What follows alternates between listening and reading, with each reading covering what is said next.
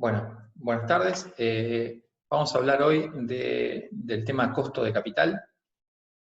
Para poder hacer una pequeña introducción al tema, recordemos que en clases previas hemos hablado de que la dirección financiera de una organización tiene como función principal obtener los recursos necesarios en cuanto a cuantía, costo y plazo para financiar en todo momento las inversiones necesarias para poder cumplir con el objetivo de la empresa y de esta manera contribuir a la creación de valor. Estas responsabilidades que tiene la dirección financiera recaen, por un lado, desde el origen de los fondos y por otro, en la aplicación de los mismos a través de sus asignaciones en las distintas inversiones. Para analizar las distintas decisiones financieras, tanto en la toma de fondos como en la aplicación de los mismos, los libros de finanzas suelen clasificar las decisiones en dos grupos, y se habla de finanzas de corto plazo y finanzas de largo plazo. Las finanzas de corto plazo referidas al activo corriente, al capital circulante, y las finanzas de largo plazo, todo lo referido al capital inmovilizado y los recursos permanentes. Ahora bien, para comprender mejor lo que estamos hablando cuando hablamos de costo de capital, conviene hacer quizás un cambio en la denominación y hablar de finanzas operativas en lugar de finanzas de corto plazo, y finanzas estructurales en lugar de finanzas de largo plazo. Las finanzas operativas atenderían todas las cuestiones relacionadas con el funcionamiento, las gestiones del activo circulante, del día a día de la empresa, y son todas gestiones que están muy influenciadas por las operatorias diarias, por las estacionalidades y por las distintas coyunturas que va transitando la operación. En contraposición, las finanzas estructurales atienden las cuestiones de planteamiento, de cómo la empresa planea o plantea salir a competir en el mercado, y atiende las cuestiones del inmovilizado y los recursos permanentes, que son cuestiones mucho más estables en el tiempo, y que lo que busca es lograr un equilibrio entre los recursos y las inversiones a largo plazo en función del planteamiento deseado. Dicho esto, tenemos que decir que el costo de capital es una de las cuestiones fundamentales del planteamiento. De esta manera, podemos decir entonces que el costo de capital se refiere a las fuentes de financiamiento con que permanentemente cuenta la empresa. Por lo tanto, no están incluidos dentro del costo de capital el financiamiento de proveedores, los descuentos en cuentas corrientes y demás operaciones diarias. Solo se considera dentro del costo de capital de una empresa la fuente de financiamiento con que permanentemente cuenta la organización. Y esto refiere a deuda y capital propio en las proporciones que se hayan decidido desde la política organizacional. Ahora bien, ¿cuáles son las aplicaciones del costo de capital? Bueno, la principal aplicación del costo de capital es poder utilizarlo para decidir sobre el presupuesto de capital. El presupuesto de capital está conformado por los distintos proyectos de inversión que le llegan a la dirección desde las distintas áreas, y que tiene que decidir qué proyectos llevará a cabo y cuál no. Bueno, la principal aplicación del costo de capital es poder utilizarlo para decidir los proyectos que crean valor y los que no, y cuáles son prioritarios para la organización. Otras de las aplicaciones que tiene el costo de capital puede ser para tomar decisiones de arrendamiento versus compra, o decisiones de cancelación anticipada de deuda, de reembolso de bonos. Y una aplicación que también suele utilizarse mucho en muchos países es para poder, como un medio de control, para controlar y supervisar a las compañías de servicios públicos que constituyen monopolios naturales. ¿Cómo sería esta cuestión en forma muy sintética? En realidad, las compañías de servicios públicos constituyen un monopolio natural en una determinada región y tienen un servicio que es muy fácil de prever, de planificar. Entonces uno dimensiona el nivel de actividad que van a tener las distintas compañías de servicios públicos, sus estructuras, que normalmente son de estructuras costos fijos, también de fácil determinación, y en función del nivel de actividad y de las estructuras de costos previstas, se determinan los niveles de precios de las distintas tarifas para que las compañías puedan cubrir sus costos operativos y obtengan una utilidad, una rentabilidad para el capital propio que sea razonable para el nivel de costo de capital de las compañías. De esta manera se aseguran que no haya un costo social, puesto que si se dejara liberado a las condiciones del mercado el establecimiento de los precios de los servicios públicos, las empresas aprovecharían sus condiciones monopólicas para establecimiento de precios, y por otro lado se pone un precio lo suficientemente razonable para cumplir la función social y por otro lado asegurar el rendimiento que esperan los inversionistas de la empresa a los efectos de que continúen con los planes de inversiones que necesita el sector. Ahora bien, dichas estas aplicaciones, vamos a continuar con lo que sería la determinación del costo de capital de una empresa y que, como dijimos, nuestra principal aplicación va a ser luego asignarla al presupuesto de capital y poder decidir con este costo de capital las inversiones que se van a aprobar y ejecutar en los próximos años.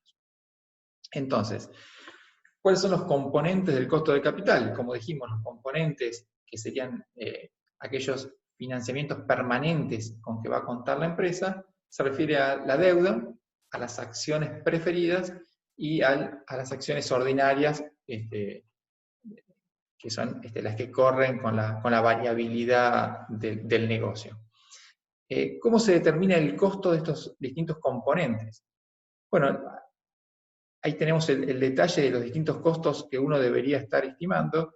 Lo primero que tenemos que decir es, para poder determinar los costos, es partiendo de la deuda, que siempre se tiene que tener en cuenta los costos del nuevo financiamiento que se vaya a obtener. En este caso, si hablamos del costo de la deuda, es el costo de la deuda nueva que pueda conseguir la empresa.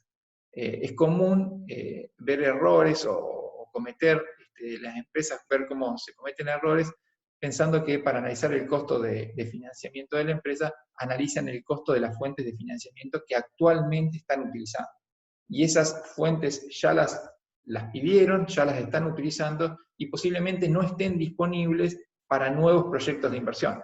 Como decimos que el costo de capital, su principal función es aplicarla para poder financiar los nuevos proyectos de inversión que tenga en cartera el negocio, es fundamental que el costo de la deuda sea el costo de la deuda nueva que puede llegar a conseguir la empresa para poder financiar estos nuevos proyectos.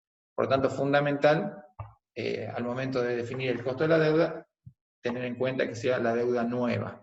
Segundo punto muy relevante es que el costo de la deuda a tener en cuenta en la estructura de capital es siempre el costo de la deuda después de impuestos. ¿Por qué? Porque el objetivo que debemos alcanzar, el objetivo empresario, la maximización de capital propio que buscan los accionistas, es siempre una maximización después de impuestos. Por lo tanto, el costo que es relevante para la estructura de capital es el costo de la deuda después de impuestos. Después, para determinar el costo de las acciones preferidas, es muy fácil. Acá simplemente lo que uno debe hacer es dividir el dividendo preferente sobre el precio de cotización de las acciones preferidas. Esa relación me va a dar cuál es el costo efectivo de las acciones preferidas. El componente más complejo, más difícil de determinar, es el costo de las utilidades retenidas. Como todos sabemos, las utilidades tienen un costo, y ese costo que es el costo a determinar, es cuál es el rendimiento mínimo que esperan los accionistas para poder decidir, en función de ese rendimiento, si uno puede destinar esos fondos a proyectos de inversión que rindan más que lo mínimo que esperan los accionistas, y en su defecto, entregar esos fondos al accionista para que ellos puedan disponerlo de una manera más eficiente. Entonces es fundamental que uno pueda determinar cuál sería el costo de este rendimiento mínimo esperado por los accionistas de una empresa. La forma de determinar estos rendimientos para el accionista, se sugieren 3 modelos. En realidad hay 2 modelos y uno que ahora vamos a ver que es un enfoque más general que permite ver la razonabilidad de la determinación. El primer modelo, es el modelo de CAPM, toma como referencia para poder determinar la tasa KS, que sería la tasa de rendimiento mínimo pretendida por los accionistas. Considera que para poder determinar ese rendimiento uno debe partir de lo que sería un rendimiento libre de riesgo, que en la fórmula que ustedes están viendo sería el KRF, la tasa de rendimiento libre de riesgo.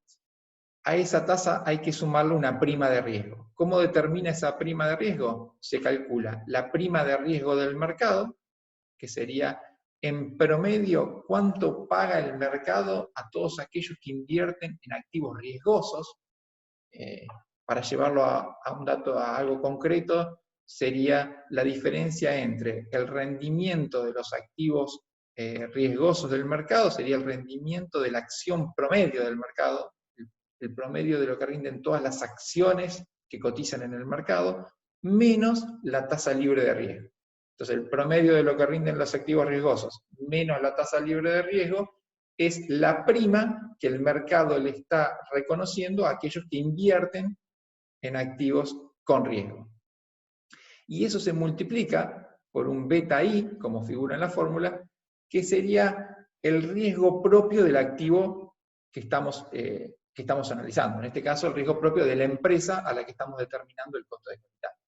Este beta I lo que hace es ajustar esta prima de promedio del mercado por nuestro riesgo. Si nosotros tenemos un riesgo que es mayor al promedio del mercado o menor al promedio del mercado, para poder ajustar a cuál es el nivel de riesgo que están asumiendo nuestros inversores en la empresa. De esta manera, entonces, la tasa de costo mínimo requerido por el accionista va a depender de una tasa libre de riesgo más una prima de mercado para los que invierten en riesgo, ajustada por el riesgo específico que están corriendo nuestros inversores. Bien, este modelo, que después ustedes lo desarrollarán cuando analicen carteras de inversión, tiene algunas complejidades o algunos problemas en su aplicación, algunas dificultades para determinar o para consensuar el número o el valor de las distintas variables. Por ejemplo, para determinar el costo libre de riesgo, hay un consenso generalizado que se toma la tasa de un bono del Tesoro de los Estados Unidos. Ahora, ¿por qué se toma la tasa como tasa libre de riesgo el bono de un Tesoro de los Estados Unidos y no se toma otro valor? Bueno, no quiere decir que Estados Unidos sea un país que no tenga riesgo, pero dada su historia y la importancia que tiene su mercado en el mercado mundial, puede ser considerada como tasa libre de riesgo. Primero porque es el principal actor en el mercado financiero internacional. Segundo, porque es un país que nunca ha defaulteado una deuda oficial del Estado. Y tercero, porque emite la moneda a través de la cual se realizan gran parte de las transacciones internacionales que son referencia de precio en el mercado internacional. Entonces, por esas condiciones se considera que Estados Unidos es una referencia mundial y es considerado libre de riesgo. Dicho esto, van a poder encontrar algunos países que en momentos particulares tengan menor riesgo que Estados Unidos. No sé, podríamos mencionar que Suecia actualmente tiene una tasa de menos 100 puntos de riesgo país, con lo cual esto quiere decir que en realidad tiene menos riesgo que la tasa libre de riesgo, menos riesgo que Estados Unidos, pero no se toma como referencia porque no tiene la cantidad de instrumentos y el peso relativo en el mercado internacional como para poder ser una referencia válida en cantidad de transacciones, en volumen de operaciones, para poder ser una referencia para el resto de los mercados mundiales. Entonces, como decimos, tasa libre de riesgo, se toma la tasa de un bono del Tesoro de los Estados Unidos. Eso hay un consenso generalizado que es así. Lo que no está tan claro es qué bono se debe tomar. Si el bono de mayor plazo, por ejemplo, un bono de 30 años, o una letra de 30 días. Pero por lo general en la práctica se suele utilizar el bono a 10 años. Ahora bien, pasemos a las otras variables. Dijimos la tasa libre de riesgo, se puede tomar normalmente el bono del Tesoro de Estados Unidos a 10 años. El beta del activo, cuál es la variabilidad de nuestro activo respecto al mercado, qué riesgo relativo tiene el activo que estamos analizando respecto del promedio del mercado, normalmente se calcula con las series históricas. Entonces uno analiza 5 años, 10 años de la evolución de los precios de la compañía que se está calculando el costo de capital y determina un beta. Ahora, lo que hay que tener muy presente que ese beta histórico puede no ser un reflejo razonable de lo que sería el riesgo o la evolución de la empresa en el futuro. Con lo cual, ese beta puede ser representativo en mediano y largo plazo de la empresa o no, y eso debe ser analizado previamente. Hay que tener en cuenta que este beta surge de betas históricos, y si la empresa cambió de mercado o tuvo acceso a nuevos mercados o se está proyectando proyectos que cambien radicalmente estos riesgos relativos, ese beta pierde mucho sentido en el modelo. Y el tercer y último concepto, que es extremadamente difícil de determinar, es la prima de riesgo del mercado. O sea, poder determinar cuál va a ser la diferencia entre el rendimiento promedio de los que inviertan en acciones versus el rendimiento que ofrece este título de Estados Unidos. Esto es extremadamente difícil de determinar, puesto que todos los inversores tienden a adelantar lo que esperan del mercado, los rendimientos futuros esperados, y por tanto se hace muy difícil poder determinar con cierta certeza estas primas de riesgo. Se suelen utilizar también primas históricas de periodos relativos y de proyecciones realizadas por especialistas para poder determinar estos valores en el modelo. Ahora bien, el segundo modelo que podríamos utilizar para determinar la tasa de costo de capital, dadas estas limitaciones que puede tener el modelo anteriormente mencionado, es el modelo de flujo de fondos descontados. Por flujo de fondos descontados, tal como vimos o como vieron en las clases anteriores, el precio de un activo surge del flujo de fondos que genera ese activo en el futuro, descontado la tasa de descuento. O sea, el valor actual del flujo de fondos futuros esperado de ese activo. En una acción, el precio de la acción surge del dividendo que se espera que pague esa acción, dividido la tasa de costo de capital menos la tasa de crecimiento. Si despejamos la tasa de costo de capital, como verán en la fórmula, la tasa de costo de capital surge de una relación entre el dividendo esperado del próximo año y el precio actual, más una tasa de crecimiento. ¿De dónde surge la dificultad de aplicar este modelo? Bueno, la mayor dificultad de aplicar esta fórmula es en determinar la tasa de crecimiento, o sea, la tasa G de crecimiento que es razonable que la empresa pueda obtener a mediano y largo plazo.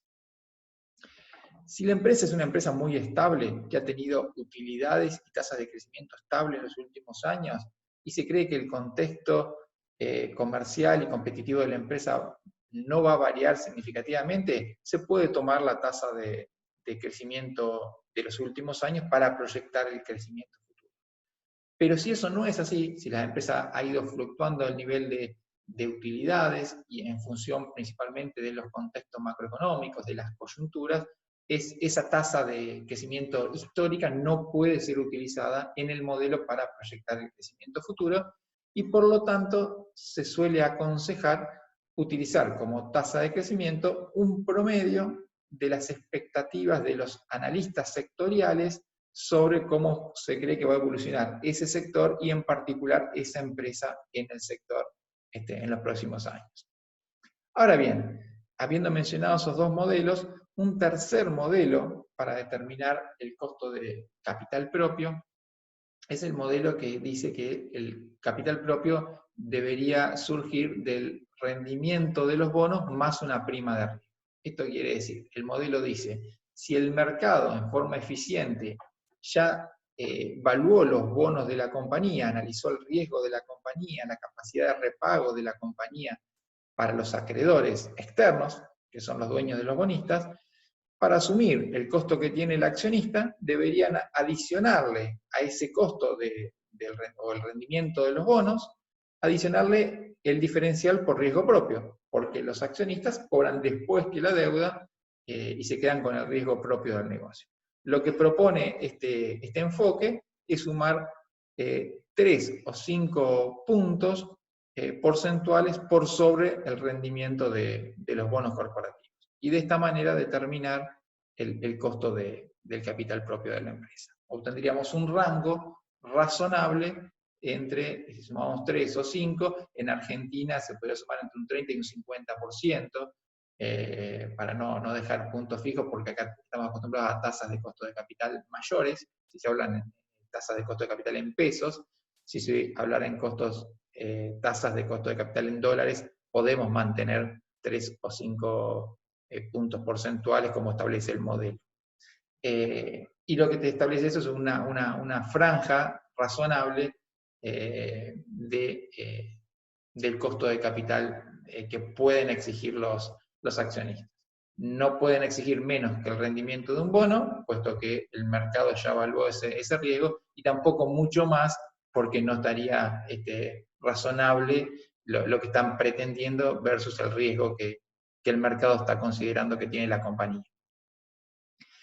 Ahora bien, una vez determinado por alguno de estos modelos el costo de las utilidades retenidas, que es cuánto es lo mínimo que se le deben rendir los nuevos proyectos de inversión a los accionistas para poder retener esas utilidades y reinvertirlas, algo que también se debe determinar es cuál sería el costo de una nueva emisión de acciones. ¿Por qué es importante diferenciar el costo de una emisión de acciones del costo de las utilidades retenidas? Porque cuando uno retiene utilidades no tiene ningún costo, más allá del propio costo de las utilidades retenidas, no tiene ningún costo de obtención de esos fondos. En cambio, cuando uno decide emitir acciones, tiene costos de la publicación, de la emisión de acciones, del registro de esas acciones en el mercado bursátil, de la oferta pública y demás, lo que se llaman costos de flotación, el costo de la emisión de nuevas acciones, y por lo tanto, ¿cómo se determina ese costo de emitir nuevas acciones? Es la misma fórmula que vimos anteriormente, la del flujo de fondos descontados, pero en lugar de poner el precio actual de las acciones, a ese precio, que sería el que obtendríamos una vez que coloquemos nuevas acciones, le debemos restar los costos de flotación, que serían los costos de emitir estas acciones. Por ejemplo, si una acción vale 100 pesos y tiene un 5% de gastos de emisión, nosotros terminaríamos recibiendo 95. Por lo tanto, pagaríamos el mismo dividendo, pero con un menor recurso, menor valor por acción. En este caso, 95 en lugar de 100, y por lo tanto, el costo de esta fuente de financiamiento se me encarecería. La empresa paga lo mismo y obtiene menos, por lo tanto, tiene un mayor costo de financiamiento. Ahora bien, ¿cómo surge entonces el costo de capital? Bueno, el costo de capital será el promedio ponderado de las distintas fuentes de financiamiento con que cuenta la empresa. Entonces tendremos el costo de la deuda por 1 menos T, como dijimos después de impuestos, por la proporción de deuda que utilizará la empresa en su estructura de financiamiento. Luego, el costo de las acciones preferidas por la proporción de deuda de acciones preferidas en el financiamiento de la empresa, y el costo del capital propio de acciones ordinarias por la proporción de las acciones ordinarias en el financiamiento de la empresa. Es habitual y es normal que ustedes en la práctica, cuando apliquen estos conocimientos, o en muchos libros, se considere al costo de las acciones preferidas y al costo de la deuda todo en conjunto. ¿Por qué motivo? Porque lo que se busca es clasificar los costos en aquellos que son fijos, que uno debe pagar independientemente del resultado de la compañía, el costo de la deuda, y el costo de las acciones preferidas también, porque uno debe pagar el dividendo preferido independientemente del resultado de la compañía. Entonces se juntan estos dos conceptos y se los toman como si fueran costo de la deuda, del financiamiento, y por otro lado las acciones ordinarias, cuyo dividendo va a depender de cómo fluctúan las utilidades que se van concretando periodo a periodo del negocio. Ahora bien, una vez determinado el costo promedio ponderado del capital, el paso siguiente es armar lo que se llama el programa de costo marginal del capital. ¿Qué sería? ¿Cuánto me cuesta conseguir $1 adicional? O sea, por cada $1 adicional uno determina estas proporciones de deuda y capital propio para poder calcular cuánto le cuesta a la empresa el financiamiento adicional que está incorporando. A medida que uno comienza a incorporar nuevos montos de financiamiento, empieza a solicitar mayor financiamiento, cuando uno a mayor cantidad de financiamiento, se van a comenzar a encarecer el acceso a ese financiamiento. A medida que uno pide más deuda bancaria, en algún momento el banco te empieza a pedir una mayor tasa. Si uno empieza a financiar cada vez más proyectos, capital propio, el capital propio también en algún momento va a comenzar a pedir una mayor tasa de costo de capital propio. Por lo tanto, lo que se generan a lo largo de esta proyección son puntos de ruptura.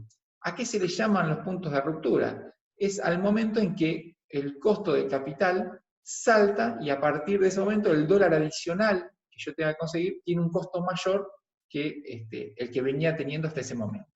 Entonces el punto de ruptura puede definirse como aquel punto en el cual se alcanza un límite en el financiamiento a una tasa de costo determinada. Y se determina con el monto cierto, total, que se puede obtener a una determinada tasa, dividido de una de las fuentes de financiamiento puntuales. Por ejemplo, el monto total de deuda que me presta el banco a una determinada tasa, por la proporción que juega esa fuente de financiamiento en mi estructura de capital. Pongamos un ejemplo. Si la empresa se decide financiar 50% con deuda y 50% con capital propio, si uno consigue $1.000.000 de financiamiento a una determinada tasa, uno dice $1.000.000 dividido 0,50, que es la proporción que voy a financiar con esa fuente, me da 2 millones. Esto lo que quiere decir es que hasta 2 millones de pesos en nuevo financiamiento yo voy a mantener mi costo de capital, porque el 50% que le tengo que pedir al banco me mantiene, que sería ese millón, me mantiene la tasa dada y el otro 50% lo saco, por ejemplo, con las utilidades retenidas. A partir de ese monto, a partir de superar ese monto máximo que me da el banco a esa tasa, cuando pida mayor financiamiento me van a tomar una tasa extra o me van a pedir mayores garantías que se van a terminar traduciendo en un costo efectivo del financiamiento más alto y por lo tanto voy a tener un salto en la estructura de financiamiento. Los típicos puntos de ruptura son, como dijimos, el de la deuda, a medida que se van agotando las fuentes de financiamiento que la empresa puede acceder y por lo tanto se salta a la segunda línea conveniente, luego la que sigue en niveles de conveniencia en función de tasas de interés que pueda acceder la empresa en el mercado. Y por el lado del capital propio, el punto de ruptura se da cuando se agotan las utilidades retenidas. Como dijimos anteriormente, las utilidades retenidas tienen un costo menor que la emisión de acciones. Por lo tanto, cuando se agotan las utilidades retenidas y yo necesito más financiamiento para financiar mis nuevos proyectos, cuando tenga que salir a emitir acciones, porque me quedé sin utilidades retenidas, ese costo de emisión de acciones será mayor al anterior costo de capital propio. Si esto lo ponemos en un gráfico, lo que nos va a terminar determinando es lo que se llama este programa de costo marginal del capital, en el cual en uno de los ejes veremos el nuevo capital que se va obteniendo y cómo a medida que se aumentan las cantidades demandadas de capital, la estructura, el costo promedio ponderado de ese capital comienza a tener saltos y se comienza a armar este programa de costo marginal de capital que tiene forma de una escalera ascendente. Ahora bien, dijimos que este programa de costo marginal de capital, este costo de capital, tenía su principal objetivo aplicarlo al presupuesto de capital. Entonces dejemos un minuto este análisis y pasemos al presupuesto de capital. Si nosotros analizamos los distintos proyectos de inversión que fueron acercados a la dirección, porque eran aquellos que tenían un rendimiento mayor a la tasa de costo de capital al momento inicial, supongamos que la tasa de costo de capital, o estamos suponiendo en estos ejemplos, que la tasa inicial de costo de capital del primer dólar que se vaya a demandar son 10%, entonces los proyectos que generan más que 10% serían los que generarían BAM positivo, tomando como referencia esa tasa de costo de capital, son los que se mencionan aquí, 5 proyectos. ¿Qué se hace con estos proyectos? Lo primero que se debe hacer es ordenar los proyectos, de los proyectos más rentables hacia los menos rentables. Entonces se arma un orden de cómo uno iría realizando los proyectos en el caso que tuviera restricciones de fondos. Si uno tuviese alguna limitación en el acceso de fondos, siempre trataría de hacer los proyectos más rentables primero. Entonces, ordena los proyectos del más rentable al menos rentable y luego los coloca, como en el gráfico que ven abajo, en el cual se empieza con el proyecto B, luego con el proyecto D, y así sucesivamente del proyecto más rentable al menos rentable, y en el eje van a ver cómo se está teniendo en cuenta el capital que se debe invertir en cada uno de los proyectos a medida que se van sumando a la cartera de inversión. De esta manera se arma lo que se llama programa de oportunidades de inversión. Entonces vamos a tener lo que quedaría gráficamente como una escalera descendente, este programa de oportunidades de inversión, y anteriormente teníamos el otro programa de costo marginal del capital que tenía justo una dirección inversa. Si cruzamos ambos programas, la combinación del programa de costo marginal del capital y del programa de oportunidades de inversión nos va a determinar con exactitud aquellos proyectos que realmente van a crear valor para la compañía. Si nosotros hubiéramos aprobado todos los proyectos en el momento inicial por tener un rendimiento mayor al 10%, que era el costo de capital al inicio, hubiéramos cometido un error, porque como se ve en el gráfico, cuando llegáramos a invertir en el último proyecto, en el proyecto A, el costo para financiar ese proyecto hubiese sido mayor que el rendimiento que hubiésemos recibido de la inversión. Por lo tanto, hubiésemos destruido valor.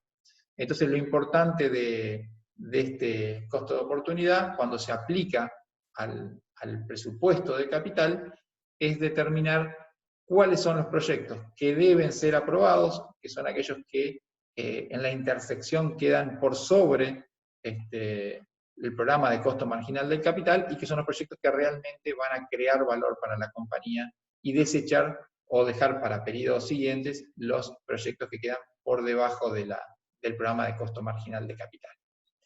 Bueno, con esto hemos terminado la clase de costo de capital. Continuaremos luego en la clase siguiente con lo que sería cómo definir la estructura de capital, las proporciones que la empresa fija como política para luego armar este programa de costo de capital. Bueno, tienen la bibliografía disponible y acuérdense que están los contactos de todos los docentes a disposición. Bueno, muchas gracias.